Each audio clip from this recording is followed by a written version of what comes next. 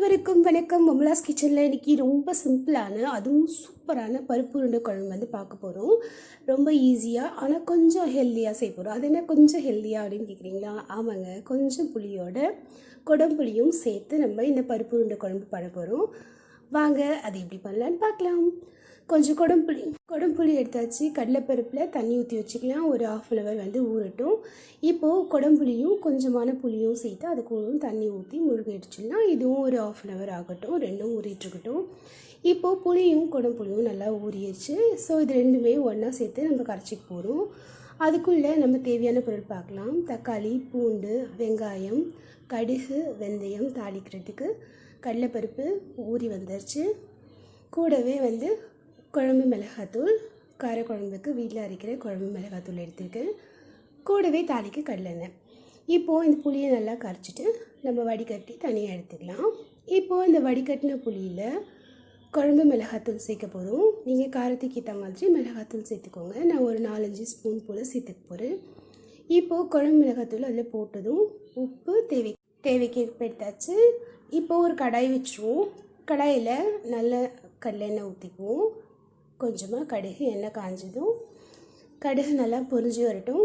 பொரிஞ்சு வந்ததும் வெந்தயம் ஒரு 1/4 ஸ்பூன் போல். வெந்தயம் நல்லா பொரிஞ்சதும் பூண்டு நல்லா வதங்கி வரட்டும். பொன்முருளாக வதங்கி வரும்போது குழம்பு நல்லாயிருக்கும், நான் எப்போவுமே சொல்வேன். கூடவே வெங்காயம், நான் ஒரு 4 கைப்பிடி அளவு வெங்காயம் சேர்த்துக்கிறேன். வெங்காயம் நல்லா வதங்கி வரட்டும். குழம்பு சுண்டி நல்லா வரணுன்னா வெங்காயம் நல்லா வதங்கி வரணும். கூடவே தக்காளி 2 கைப்பிடி அளவு சேர்த்துக்கிறேன். தக்காளியும் வெங்காயமும் நல்லா குறைஞ்சி வதங்கி வரட்டும். கடலைப்பருப்பு அரைச்சிட்டு வந்துட்டோம். கொஞ்சம் குறைன்னு அரைச்சிட்டு வந்திருக்கோம். இது இப்படியே இருக்கட்டும். குழம்பு கரைச்சி வச்சதும் ரெடியாக இருக்குது. இப்போது தக்காளியும் வெங்காயமும் நல்லா வதங்கி எண்ணெய் பிரிஞ்சு வந்ததும் நம்ம இப்போது கரைச்சி வச்ச குழம்பு அது கூட சேர்த்துக்கலாம். இப்போது உப்பெல்லாம் சரியாக இருக்கான்னு நம்ம செக் பண்ணிவிட்டு அது கூட சேர்த்துக்குவோம். சேர்த்துட்டு நல்லா கலரி விட்டுருவோம். இப்போது குழம்பு கொதி வரணும். கொதி வர வரைக்கும் கொஞ்சம் நேரம் வெயிட் பண்ணுவோம். இப்போது கொதி வர ஆரம்பிச்சிருக்கு. இந்த மாதிரி நுர கட்டிட்டு வரட்டும். வந்ததும் ஒரு கிளறிடுங்க. அடி பிடிக்காமல் இருக்கட்டும். இது மண்கடாயின்றதுனால கொஞ்சம் கிளறி விட்டுறது ரொம்பவே நல்லது. இப்போது நல்லா கொதி வந்துச்சு. அரைச்சி வச்ச கடலை மாவை கொஞ்சமாக உருண்டை பிடிக்க போகிறோம். அதாவது ரொம்ப அழுத்தமாக இல்லாமல் கொஞ்சம் மெத்தன்னு பிடிச்சிட்டு கொதி வரும்போதே ஒன்றா போட்டுருவோம். இதுக்கு குழம்பு சுண்டணும் அப்படின்ற அவசியம் இல்லை. எல்லா உருண்டையும் அதோடு சேர்த்துக்கலாம். கொஞ்சமாக எடுத்துக்கிட்டு ரொம்ப சாஃப்டாக பிசைஞ்சிக்கணும். ஏன்னா ரொம்ப அழுத்தி பிசைஞ்சோம்னா அது ஊறுறதுக்கு ரொம்ப லேட் ஆகும். அதனால் நம்ம அந்த மாதிரி பிசைஞ்சிக்கணும். இப்போது இந்த கொஞ்சம் நல்லா கிளறி விட்டுக்குவோம். இப்போ கிளறிட்டு நம்ம ஒரு மூடி போட்டு மூட விட்டுருவோம்.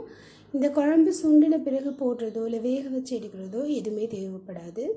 இப்போது ஒரு மூடி போட்டு மூடினதும் கொஞ்சம் நேரம் கழித்து ஒரு 10 minutes போல் கழிச்சோம்னா குழம்பு நல்லா சுண்டி வந்துட்டுருக்கும். அருமையான ரொம்ப சிம்பிளான ஹெல்த்தியான உருண்டை குழம்பு ரெடி ஆகிடுச்சு. இந்த மாதிரியான சிம்பிள் ரெசிபீஸ்க்கு அமலாஸ் கிச்சனை சப்ஸ்கிரைப் பண்ணுங்கள். சேனலை சப்போர்ட் பண்ணுங்கள். வீடியோஸை தேங்க்யூ.